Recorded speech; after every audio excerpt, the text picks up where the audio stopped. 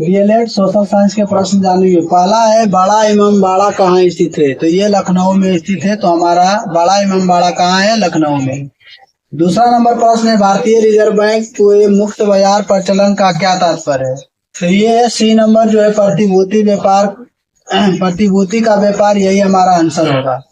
तीसरा नंबर प्रश्न है ब्राह्मणी लिपि को किसने स्पष्ट किया, तो ये जेम्स प्रिंसेस की है। तो बी नंबर ऑप्शन हमारा बिल्कुल सही होगा।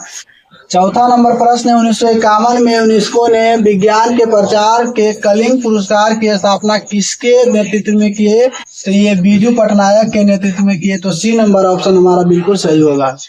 पांचवा नंबर क्वेश्चन है वैकल्पिक नोबेल पुरस्कार के नाम से कौन जाना जाता है, तो राइट लिविंगहुड पुरस्कार यही हमारा जाना जाता है। तो ये नंबर ऑप्शन हमारा बिल्कुल सही होगा।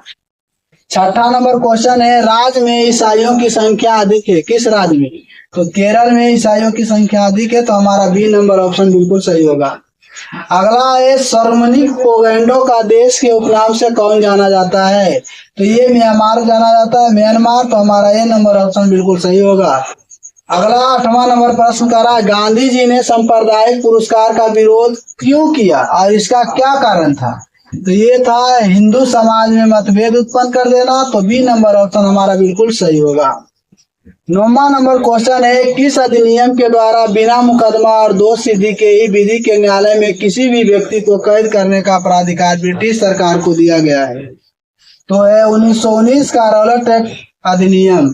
इसमें ना अलील ना वकील ना दलील होता था, इसमें सिर्फ व्यक्ति को संदेह के आधार पर बंद कर दिया जाता था। 10वां नंबर क्वेश्चन है गांधी इरविन समझौता किसके संबंध में है, तो वो जो गांधी इरविन समझौता हुआ था वो सविनय अवज्ञा आंदोलन के समय हुआ था 1931 ईस्वी में। भारत छोड़ो आंदोलन 1942 ईस्वी में, असहयोग आंदोलन 1920 में और रॉलेट एक्ट जो हुआ था 1919 ईस्वी में। अगला प्रश्न है 11वां नंबर किस कर को 1994-95 में छोटे रूप में लागू करने के बहुत समय बाद संवैधानिक दर्जा दिया गया, तो ये था सेवाओं पर कर अर्थात जीएसटी इनकम टैक्स।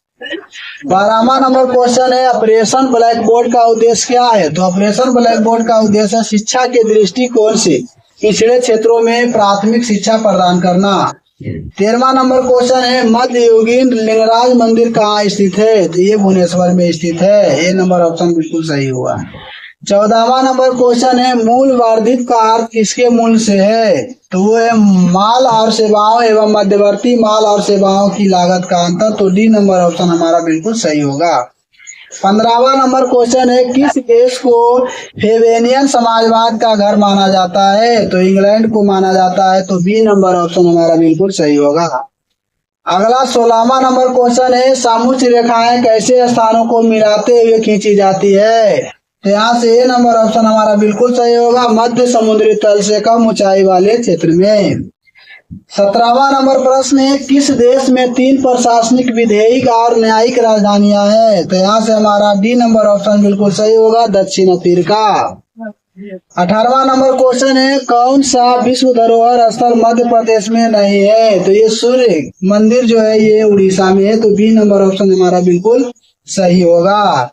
अगला 19वां नंबर कौन सा राज्य अंतर्राष्ट्रीय सीमा साझा नहीं करता है, तो ये जो है अंतर्राष्ट्रीय सीमा साझा अर्थात दूसरा देश से नहीं लगता है। तो डी नंबर ऑप्शन हमारा बिल्कुल सही होगा हरियाणा। 20वां नंबर क्वेश्चन है हिंदुओं का पवित्र तीर्थ स्थल विष्णुपद मंदिर कहाँ स्थित है, तो ये गया में स्थित है। तो ये नंबर ऑप्शन हमारा बिल्कुल सही होगा।